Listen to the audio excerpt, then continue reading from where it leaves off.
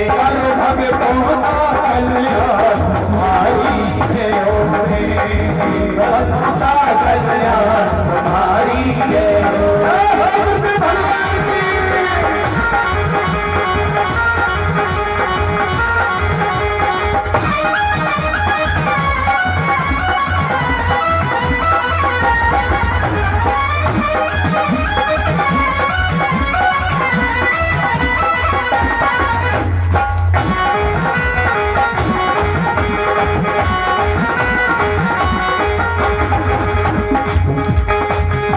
एक बार से तालीम से हरे गुरुवर मेरे बड़े ही निराले, गुरुवर मेरे बड़े ही दयालु, बड़े ही निराले भक्त के हैं प्यारे, बड़े ही निराले भक्त के हैं प्यारे, बड़े ही निराले भक्त के प्यारे, बड़े ही निराले बच्चे का भी तुम्हारी है हो, इस बात को जो प्यार तुम्हारी जय हो, अपने भूले को दो प्यार तुम्हारी जय हो, मेरे भगवान की तीन लोक नवखंड में गुरसे बना न कोई, तीन लोक। बोलिए परमहंस व्यास जी महाराज की। गुरुर् ब्रह्मा गुरुर्विष्णु गुरुर्देव महेश्वरा, गुरु साक्षात् परब्रह्म तस्मै श्री गुरुवे नमः। ज्ञान मूलम गुरु के हमारे संत पधारे हैं, इन संतों का हम बार बार अभिनंदन करते हैं। हमारे संतों ने हर प्रकार से आपको समझाने की कोशिश की। देखो अपन पढ़ते हैं कि संत बड़े परमात्मा शीतल जिनके अंग, और तपन बुझावे और की दे दे अपने अंग। संत बड़े परमात्मा होते हैं, इनके अंग भी शीतल होते हैं। जब तुम्हारे अंदर जो तपन भरी है, तुम्हारे अंदर जो तपन भरी है, तपन किसकी? तीन गुणों की तपन, काम क्रोध मद लोभ मोह की तपन, चित्त मन बुद्धि अहंकार की तपन, ये कई प्रकार की तपन जो आपके अंदर भरी है। ये तपन जो है आपको जो है वास्तविकता की तरफ नहीं जाने देती। वास्तविकता क्या होती है? हम आप संसार में जो है मानव जन्म लेकर के आए, कहते कि बड़े भाग्य मानुष तन पावा, बड़े भाग्य से ये मानुष तन पाया। सूर्य सभी ग्रंथ गावा, जिन देवी देवताओं की तुम पूजा वासना करते हो, वो भी इस योनि के लिए तरस रहे। कभी आपने विचार नहीं किया कि जिन देवी देवताओं की हम पूजा कर रहे हैं, वो तो जो है हमारी योनि के लिए तरस रहे और हम उनकी पूजा कर रहे हैं। यही जो है इसी की तपन बढ़ती है। इसकी तपन से अज्ञानता जो है शरीर में पौधती है। अज्ञानता से जो है हमारे ऊपर काम क्रोध मतलब वो हावी हो जाते हैं। इसी को बुझाने के लिए संत लोग जो है अपने शीतल अंगों का जो है सदुपयोग करते हैं, आपके लिए प्रयोग करते हैं कि आपको शांति मिले, आप शांत हो जाएं, आपकी तपन बुझ जाए। ये संत लोग कोशिश करते हैं। मन वाणी वचन से अकेला जो पेट नहीं भरता, पेट तो ज्ञान से ही भरेगा। जैसे कि अब भूखे हैं तो भूखे के लिए भोजन चाहिए, निद्रा वाले के लिए निद्रा चाहिए, प्यासों को पानी चाहिए। तो जब तक हमें वास्तविक ज्ञान नहीं मिलेगा, यथार्थता नहीं मिलेगी, तो तब तक हमारा कल्याण संभव नहीं है। आपको मालूम होना चाहिए कि यह संसार में जो है ईश्वर के नाम पर भी जो है व्यापार हो रहा है, संपूर्ण व्यापार हो रहा है। मैं आपको सत्य कह रहा हूँ। ईश्वर के नाम की भी दुकानें लगाए बैठे, बहुत बड़ी बड़ी दुकानें लगी है। आओ आओ हमारी दुकान पर मिठाई बहुत अच्छी है, माने हमारे पास सच्चा ज्ञान है और सबके पास झूठा है। माने वो कहेंगे कि हमारा ज्ञान सच्चा है। अरे मेरे प्यारे भाई, ज्ञान माने जानना होता है, जानना कोई झूठो सच्चा नहीं होता। ज्ञान तो यथार्थ होता है, ज्ञान कोई झूठा सच्चा नहीं होता। ईश्वर कोई झूठा सच्चा नहीं होता, वो तो यथार्थ होता है। यूं का क्यों होता है? और उसको जानने के लिए हमें ये मानव योनि प्राप्त हुई है कि हम उसे जाने। क्यों जाने? उसके जानने से हमें क्या मिलेगा? माने ईश्वर को हम क्यों जाने? हमें ईश्वर को जानने से क्या मिलेगा? ये प्रश्न है बहुत बड़ा। माने जो है, ईश्वर को इसलिए जाना जाता है कि ईश्वर के जानने से हमारा आत्म कल्याण हो। आत्म कल्याण क्या होता है? हर बात समझ लेना चाहिए। आत्म कल्याण किसे कहते हैं? आत्मा तो सत्य है, आत्मा तो नित्य है, उसका कल्याण काय का? वो तो स्वयं कल्याणमय है। कभी विवेक नहीं लगाया, कभी विचार नहीं किया कि जब आत्मा सत्य है, आत्मा नित्य है, आत्मा निरंतर है और सत्य के ऊपर कटु सत्य है, फिर उसका कल्याण किस बात का? यही प्रश्न है ना। यह सबसे बड़ा प्रश्न है। यह प्रश्न जो है हल हो जाना चाहिए। जब तक यह प्रश्न हल नहीं होगा तब तक हमारा जो है कल्याण नहीं होगा। देखो, मैं एक बात बताऊं कि ज्ञान भी दो प्रकार से बखान होता है, एक नीरस रूप, एक रस रूप। तो नीरस रूप जो है वो होता है जो वास्तविक मनमानी के द्वारा हम जो है जीवों को समझाने की और जनाने की कोशिश करते हैं। और जो है रस वाला वो होता है कि जो हम जो है संगीतमय की तरफ, संगीत की तरफ से, संगीत के द्वारा हम कोशिश करें। तो संगीत के द्वारा आदमी भौतिक आनंद जरूर ले सकता है, लेकिन समझने में कठिनाई होती है। लेकिन जो ये ज्ञान मार्ग है, इससे जो है मानव जल्दी समझ लेता है। तो अब मैं कह रहा था कि आत्मा का कल्याण, भाई आत्मा तो स्वयं कल्याणमय है, आत्मा स्वयं सत्य है, आत्मा नित्य है, फिर उसे किसकी जरूरत है? काय का कल्याण हो, मतलब कैसा कल्याण हो? ये बड़ी भारी ऊंचा प्रश्न है, जो समझने की जरूरत है।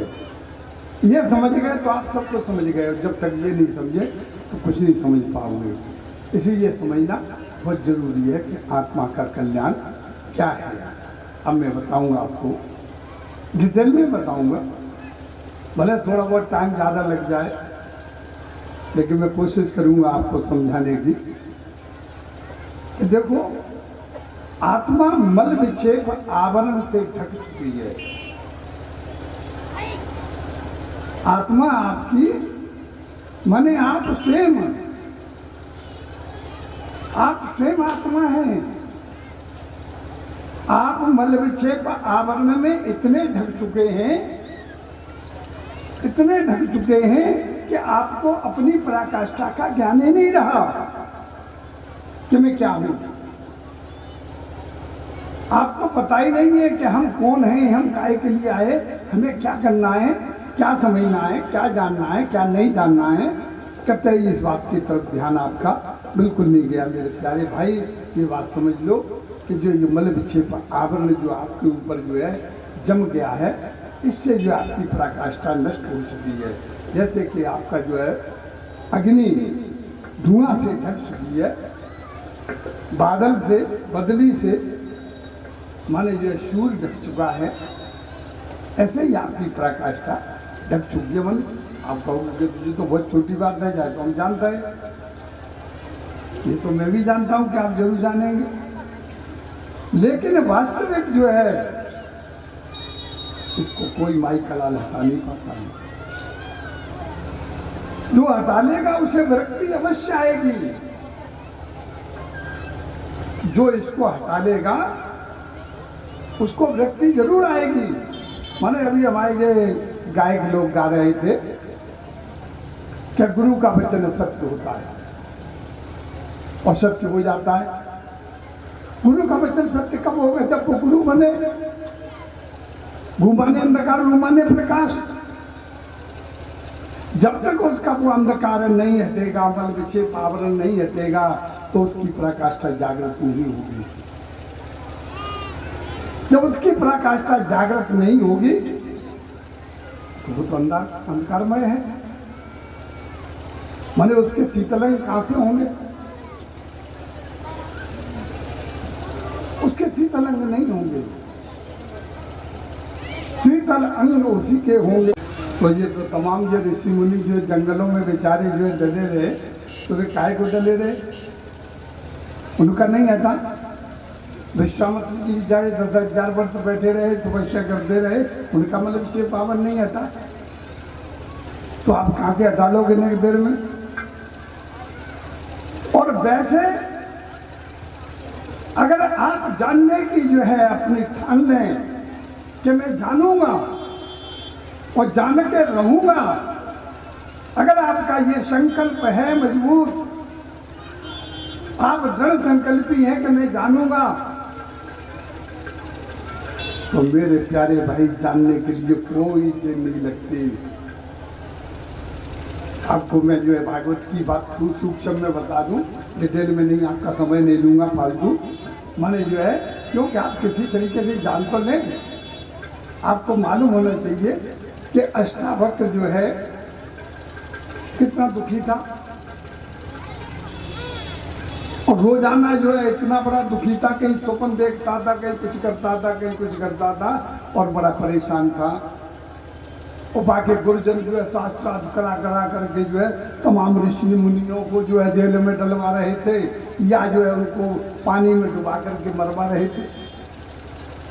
वो भी उसको पीड़ा थी। राजा जनक को ये भी पीड़ा थी कि मैं राजा हूं, मेरे द्वारा ये सब के सब मारे जा रहे हैं, इसका पाप तो मुझे लगा, क्योंकि मैं राजा मैं हूं। क्योंकि वो जो है बंदी ऋषि अपनी मान बढ़ाई के लिए,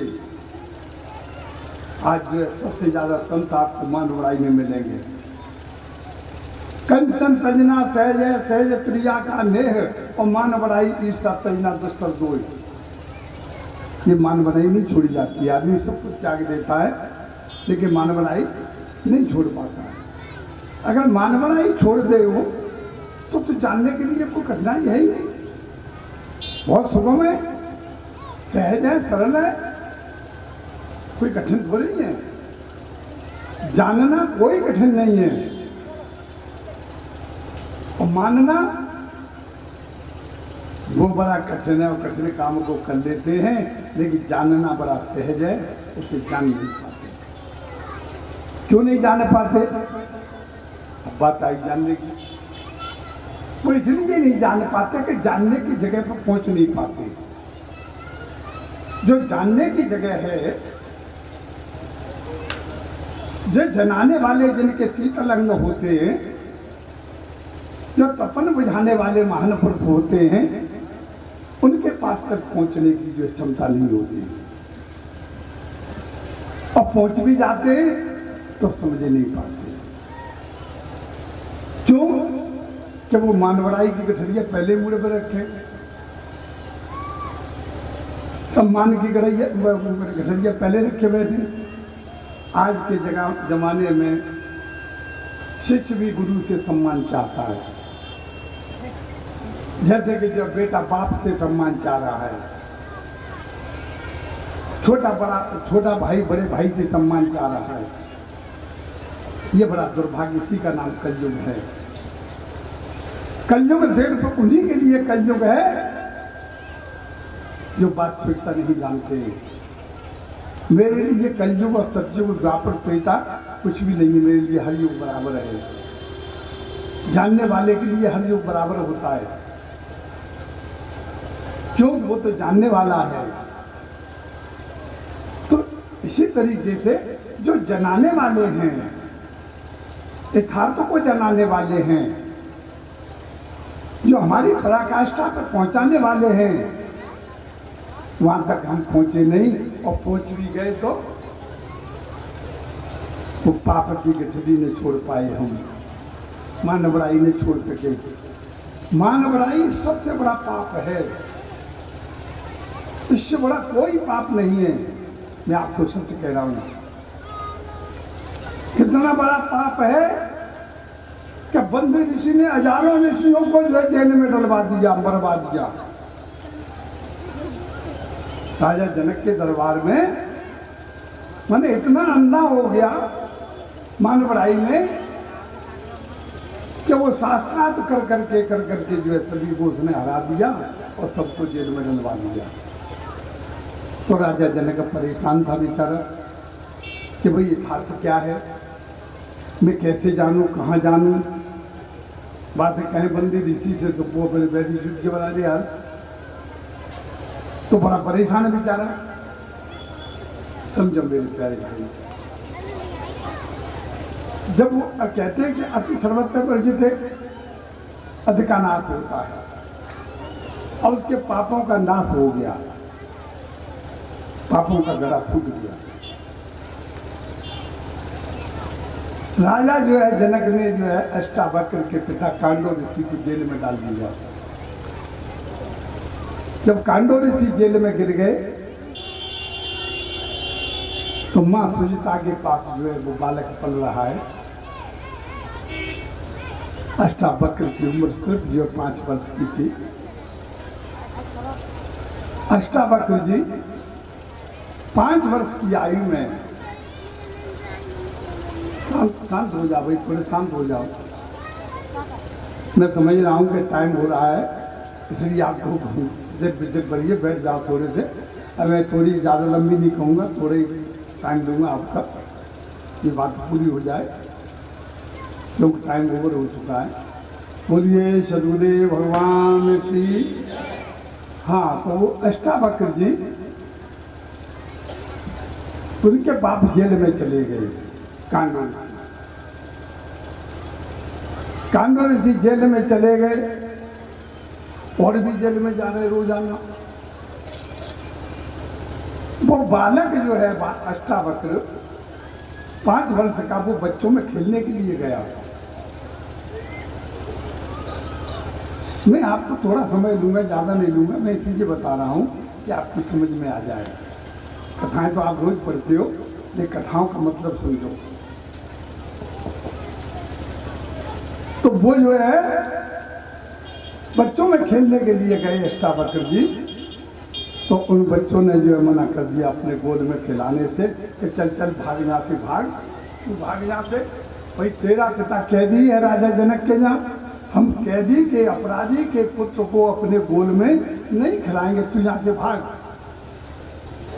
तो कहते ना, मैंने पहले ही कहा कि मानवराई लोगों से नहीं छोड़ी जाती है। मानवराई बड़ी कठिन चीज होती है। वो मानवराई की गठरिया लेके अपनी माँ के पास रोते हुए आए और कहने लगे, माँ हमारे पिता कहाँ हैं? बोले बेटा तुम्हारे पिता तो जेल में बंद हैं। बोले भैया आज्ञा दो हमको और हमारे सर पे हाथ रख दो, हमारी तुम गुरु बन जाओ। देखिए मैं आपको बता रहा हूँ बात, एक सबसे बड़ी महत्वपूर्ण,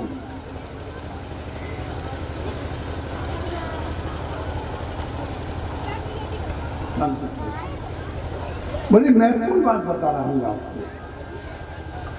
ये माने अष्टावक्र जो है कहते हैं कि गुरु कैसा होना चाहिए? गुरु जानने वाला होना चाहिए, गुरु जानने वाला होना चाहिए ना। उसका तो कोई गुरु था ही नहीं, अष्टावक्र का कोई गुरु नहीं था उस दिन तक। वो अपनी माँ से कह रहा है कि मैया तू मुझे ज्ञान दे दे, मुझे दीक्षा दे दे, मैं राजा जनक के दरबार में जाके अपने पिता की बलि छुटाऊंगा। तुमने कहा बेटा मैं कहाँ जानती हूँ ज्ञान क्या होता है, मैं नहीं जानती सत्य क्या होता है। उन्होंने कहा मैं ये जानता तो मैं हूँ, तू मेरी गुरु बन जा, मैं जानता हूँ। तो तू कैसे जानती, जब तक कोई गुरु ना आता तू कैसे जानती कि मैया तू वो दिन भूल गई जब मैं तेरे गर्भ में था तो पिताजी वेद मंत्रों का गलत उच्चारण कर रहे थे, तो मैंने आकाशवाणी गर्भ से दी थी। मैंने कहा था कि हे भैया, हे पिताजी, आप वेद मंत्रों का गलत उच्चारण कर रहे हैं, इसलिए पहले किसी गुरु को करिए, इन वेद मंत्रों का मतलब समझिए। तो पिताजी ने मुझे श्राप दे दिया कि मैं आठंग से टेढ़ा हो जाऊं। तो मैंने कहा था कि पिताजी मैं आत्मा हूं, मैं स्वयं आत्मा हूं। आत्मा को न कोई श्राप लगता है और ना ही वरदान लगता है। आत्मा को न कोई टेढ़ा कर सकता है न सीधा कर सकता है। आत्मा तो स्वतः आत्मा सत्य है। अभी बैठो बैठो माधुर्य जाओ। आत्मा जो है सत्य है, नित्य है। मैंने कहा था आपसे, तो मैया मैं जानता हूं उसको, केवल मेरा कोई गुरु नहीं है, तू मेरी गुरु बन जा। तो माँ ने जो है आरती उतारी, गुरु बन गई। वो बालक चला गया और जो स्वर्ण सिंहासन बना था उस सिंहासन पे जाकर के बगैर इजाजत के, बगैर अनुमति के जाके बैठ गया। जब बगैर अनुमति के मैं जाकर के सिंहासन पर बैठ गया तो वहां पे लोग बैठे हंसने लगे, राजा लोग हंसने लगे। वो हंसने लगे तो वो ताली ठोक के हंसने लगा। अच्छा वक्त ताली ठोक के हंस के और नीचे उतर के चल भी दिए। राजा जनक खड़े हुए, उन्होंने कहा कि क्यों बालक इतनी डिटाई कि तुमने मेरे प्रश्न का उत्तर नहीं दिया, मेरे बगैर प्रश्न का उत्तर दिए आप यहाँ से निकल के चल दिए। आपने कानून का उल्लंघन किया है, राजा के कानून का उल्लंघन किया, इसलिए आप अपराधी हैं। उसने कहा कि अरे राजा, तेरे प्रश्न का उत्तर तो मैं अपनी मां को दे चुका था, मैं तेरा प्रश्न जानता हूं, इसलिए जन्मजात इस पर मुझे बैठने का अधिकार था। तो बोले आप चले क्यों दिए बगैर बताए? बोले चल तो मैं इसलिए दिया कि आपके यहाँ सब जो है वैसे भी लोग बैठे हैं जिन्हें आत्मज्ञान नहीं है, ये दूषित बुद्धि के हैं, ये अपवित्र हैं, ये शूद्र हैं, इसलिए मैं ये सभा में बैठना अच्छा नहीं समझता हूं। बोले कि नहीं नहीं, ये तो सब क्षत्रिय ब्राह्मण हैं। मैंने कहा क्षत्रिय ब्राह्मण कोई जन्म से नहीं होता, जन्म जाते सूत्रे संस्कारे से तुझे वेद पाठी पंडिता ब्रह्म जाने सो ब्राह्मण। जिस जाति में जो जन्म लेते सबके सब शूद्र होते हैं। वेद पाठी पंडिता, जब वेदों का ज्ञान होता है तो पंडित की उपाधि प्राप्त होती है, जब ब्रह्म का ज्ञान होता है तो ब्राह्मण की उपाधि होती है। मेरे प्यारे भाई, ये ब्राह्मण क्षत्रिय कोई जाति नहीं होती, ये पदवियां होती हैं। जो ब्रह्म को जानने वाला वो ब्राह्मण है और क्षत्रिय के कर्म करने वाला 7 कर्मों को करता है वो जो है क्षत्रिय है। और जो है माने खाद्यान्न आपूर्ति वगैरह समाज के लिए जो पूर्ति करते हैं वो जो वैश्य होते हैं, ये कोई जातियां नहीं होती। तो बोले कि मैं जो है जानने वाला हूं। तो बोलने के भाई मैं जनाब हमारे प्रश्न का उत्तर दो। क्या है तेरा प्रश्न? मैंने कहा यह सत्य का हुआ सत्य। मैंने कहा हे राजा जनक, न यह सत्य न हुआ सत्य न तू सत्य।